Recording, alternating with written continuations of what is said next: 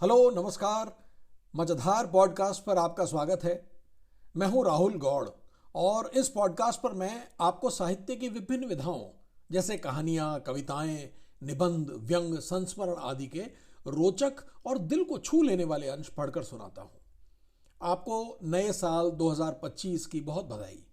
आप खूब खुश रहें, अपने मन का करें, अच्छा पढ़े लिखें, अच्छा सुने सुनाएं। ये शुभकामनाएं आपके लिए। आपके अच्छा सुनने सुनाने की शुरुआत मैं आज ही से कर देता हूं। एक गद्य और एक पद्य, यानी एक प्रोज और एक पोइट्री, जो मैंने पिछले साल 2024 के बिल्कुल आखिर में पढ़े और मुझे बहुत पसंद आए। पहले मैं आपको सुनाता हूं अतुल तिवारी का एक लेख जो उन्होंने फेसबुक पर साझा किया है। अतुल एक युवा लेखक हैं और संप्रति एक बड़े मीडिया हाउस से जुड़े हुए हैं। इस लेख में अतुल ने बीते बरस को बेहद खूबसूरत शब्दों, उपमाओं, व्यंजनाओं में गूंथ कर सामने रखा है। इस लेख में कुछ व्यक्तिक यानी पर्सनल है और कुछ सामूहिक यानी पब्लिक, पर सब कुछ बहुत सुंदर भाषा शिल्प में बंधा हुआ। एक घने जंगल के बीच चुपचाप बहती एक छोटी नदी की तरह। लीजिए सुनिए। पुनरुक्ति का बरस, पुनरुक्ति दोष का बरस, बहुत मॉडर्न तरीके से चुनाव लड़ने वाली बेहद सामंती और रूढ़िवादी राजनीतिक पार्टी की तरह दृश्य को उलझाने और विषय को विषयांतर करने का बरस। रात 1:30 से सुबह 5 बजे तक के वक्त को अपना समझने और सुबह के डर से रात में दाढ़ी बनाकर सोने का बरस। रात में ही बुद्धि के अभाव वाले बुद्धिजीवियों से भिड़ने और उम्र के अनुपात में अधिक उच्छृंखल होने का बरस भी। दोस्तों, क्या कोई जानता है कि अकारण अंकुरित होना आलू, प्याज और चने के अवसान का समय है?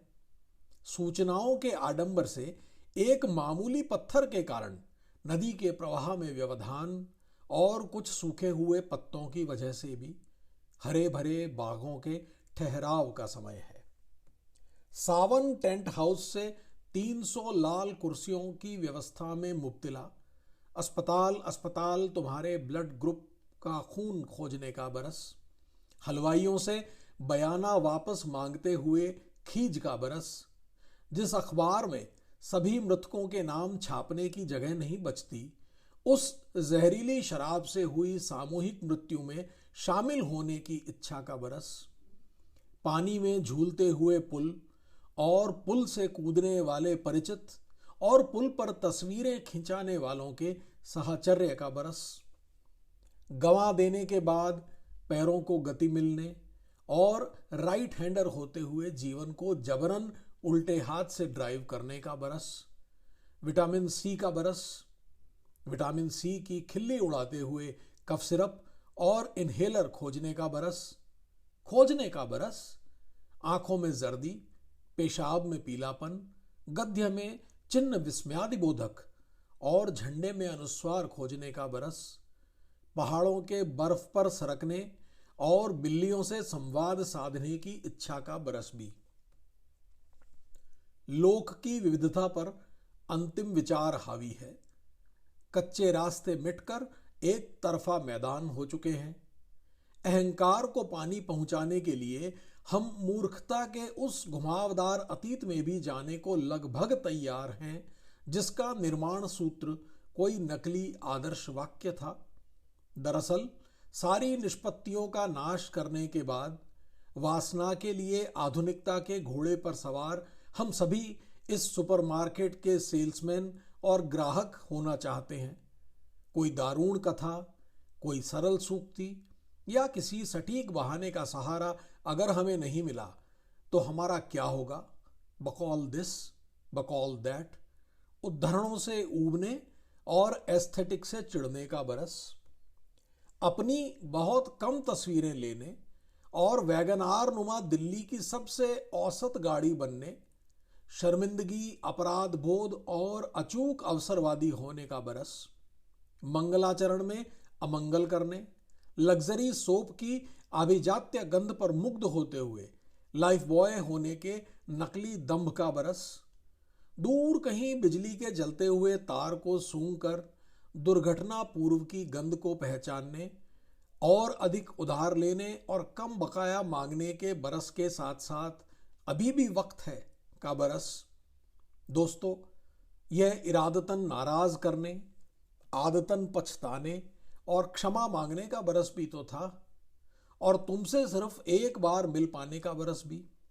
यही फॉल इन लाइन का बरस था, उबकाई, उपचार, यही था wanna be, okay, let it be और इट वोंट लाइक दिस का बरस। प्रतिभा के बेजा और कम इस्तेमाल का बरस भी यही था। खोए हुए को पा लेने के उल्लास में, थकान भरी मुस्कान में, चंचलता में, वाचालता में, घबराहट में, अधिक घबराहट में, अधिक अधिक घबराहट में, नई शुरुआत की उम्मीद में, जागने और नाउम्मीदी में ढह जाने का बरस भी यही था। तो इस तरह नवाचार के अभाव में लफ्फाजी, घिसे हुए शिल्प पर चमकदार और सादे संपुट के सहारे अभिव्यक्ति का बरस भी यही था। यही था कम सूक्ष्मता और अधिक स्थूलता का बरस। दो के सरल पहाड़े की तरह इस गद्य को लिखने और लिखते रहने की इच्छा के बावजूद लगभग 600 शब्दों के गद्य संकोच का बरस भी तो यही था दोस्तों। तो ये था अतुल तिवारी का लेख जो उन्होंने फेसबुक पर साझा किया था। इस गद्य के बाद बात कविता की। मैंने यहां मझधार पर एकाधिक बार मेरे पसंदीदा ब्लॉग कबाड़ खाना का जिक्र किया है, जहां मैं बहुत बार टहलने निकल जाता हूं। वहां एक से एक नगीने भरे पड़े हैं। अशोक पांडे जी ने रचनात्मकता का यह बहुत सही वर्चुअल मरकज तैयार किया है। इस बार मैंने 31 दिसंबर 2008 की एक पोस्ट देखी, जिसमें पंकज श्रीवास्तव जी की एक कविता पढ़ी। शीर्षक था नया साल बचे झूठ की कहानी से। पंकज जी एक वरिष्ठ पत्रकार हैं, पहले एक मीडिया हाउस से जुड़े थे और पिछले एक दशक से स्वतंत्र पत्रकारिता कर रहे हैं। वह कविताएं और नज़में लिखते हैं। पंकज जी की इस कविता को पढ़कर मुझे लगा कि दुनिया की स्टेज पर वही नाटक रोज खेला जाता है, हर साल खेला जाता है, हर जगह खेला जाता है, सिर्फ कलाकार बदल जाते हैं। एक कुशल खबरनवीस की विहंगम दृष्टि से पंकज जी ने साल 2008 का जो चित्र खींचा है, मुझे लगता है वो कमोबेश आज भी प्रासंगिक है।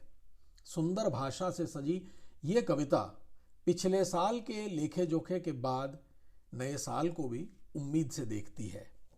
सुनिए ये कविता, जिसका शीर्षक नया साल बचे झूठ की कहानी से। हाँ, कविता शुरू करने से पहले आपको याद दिला दूं कि 2008 में दो बड़ी घटनाएं हमारे देश में हुई थी। पहली मुंबई के आतंकी हमले और दूसरी अभिनव बिंद्रा का स्वर्ण पदक ओलंपिक्स। लीजिए सुनिए नया साल बचे झूठ की कहानी से। मैं हूं सदी 21 का गुजरता हुआ 8वां बरस। मैं गवाह हूं हिंदुस्तान की किस्मत का, रंग गिरगिट का दिखाती हुई सियासत का, उजले पर्दों के तले स्याह सब इरादों का। मैंने देखा है दहशत का खौफनाक मंजर, पानी की तरह बहता खून सड़कों पर, जिस्म को चिथड़ा बनाते बारूदी दिमाग, दिल को चीरती चीखें और भड़कती आग, और जो जान दे बचा गए कई जाने, उनकी जांबाजी और हौसले के अफसाने। मैंने देखा है हिमालय को जार जार रोते, उसके आंसू से लबालब हुई नदियों का कहर, और शमशान में बदली हुई गौतम की जमी। जश्न दिल्ली में मना देख के पटना की गमी, पी गए सब, उठी इमदाद की फिर भी जो भी लहर, लाल बत्ती में नजर आए सब घड़ियाल मगर। मैंने देखे हैं पसीने में तर बतर बच्चे, गमे रोजी पर न्यौछावर जवानी की कसक, तेज रफ्तारी का दम निकालती हुई मंदी, साए साए करती लेबर चौराहे की सड़क। और देखा कामयाबी का नई राहें, चांद सीने से लगाने को मचलती बाहें। और वो सूरज भी देखा जो उगा खेल के मैदानों से एक मेडल ने कैसे अरब चेहरों को लौटा दी चमक। दांव कुश्ती का और मुक्के का हुनर ऐसा खिला, हर तरफ फैल गई गांव की मिट्टी की महक।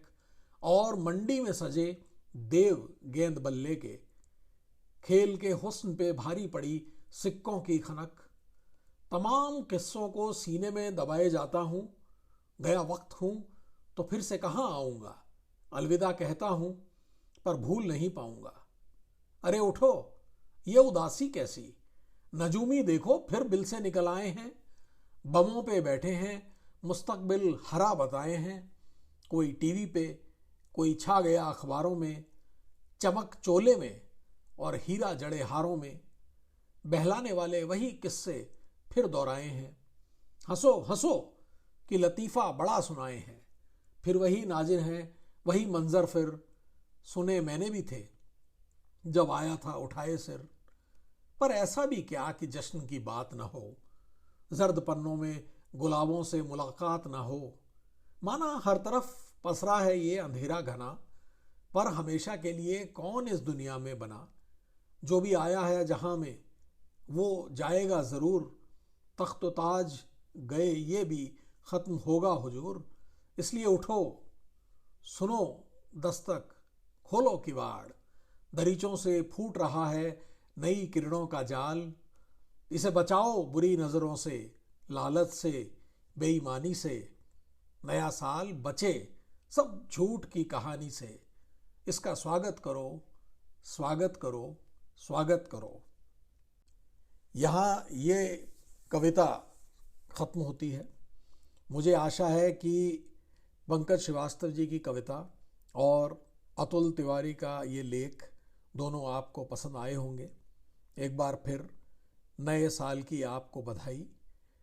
अगले एपिसोड में कुछ और लेकर आपके सामने हाजिर होता हूँ। तब तक के लिए आज्ञा दीजिए। नमस्कार।